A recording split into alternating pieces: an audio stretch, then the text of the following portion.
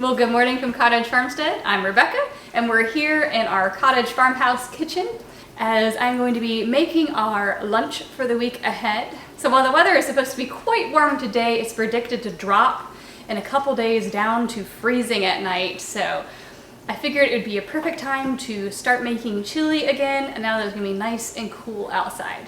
So while most chili recipes call for some sort of meat, either ground beef, ground turkey, or even chicken if you're making a white chili, but this one actually doesn't call for any meat. So while Nathan and I are omnivores and we do eat meat, we prioritize purchasing really high quality, locally sourced, ethically raised meat, which is much more expensive to purchase. So in order to afford high quality meat, we do mix in a fair amount of vegetarian and vegan recipes into our diet so that we can afford the higher quality meat. So the protein in this recipe is lentils and black beans. So yesterday I cooked our black beans in our slow cooker all day, so they are ready to go, but I do need to get the lentils cooking before I get on to the chili making.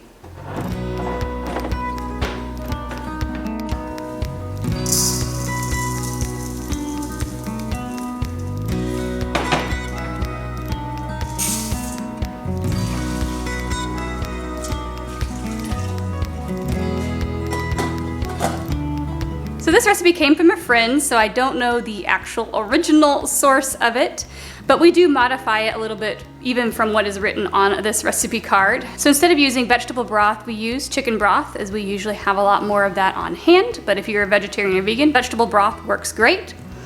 I also typically end up using black beans rather than kidney beans, as black beans are a little bit quicker for me to get going, as I can just throw them in the slow cooker and have them ready. Kidney beans are one of the few beans that you have to actually soak, and then you need to do a hard boil for about 15 minutes to get the toxic coating off of the outside of it. So I don't always make time to put kidney beans in this, but other types of beans work just as well and it's just as delicious. So while the lentils are cooking over there on the stove, I'm going to get started on the other ingredients. So it's a little bit of olive oil. So these onions came from our garden this year, and this particular variety had really thick layers, so they take a little bit longer to cook. So while the recipe calls for cooking the onion and garlic and everything together, I usually start this earlier in the cooking process, as it takes a little bit longer to cook than the garlic does. So I'm going to get this going first, and I'll be adding my garlic and spices in a minute.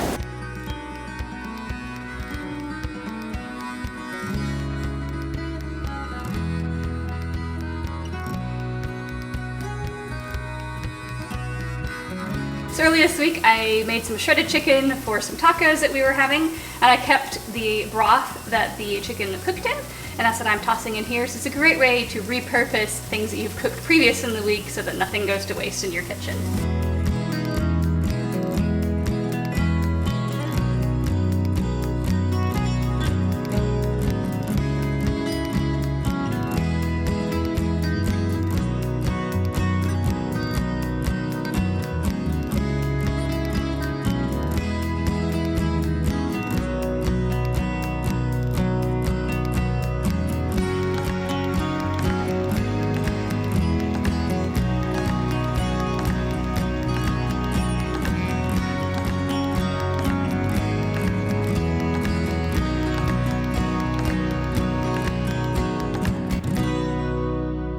Well, thank you for stopping by the farmhouse kitchen this week. I hope you enjoy this delicious chili in your own kitchen sometime soon. Catch you next time.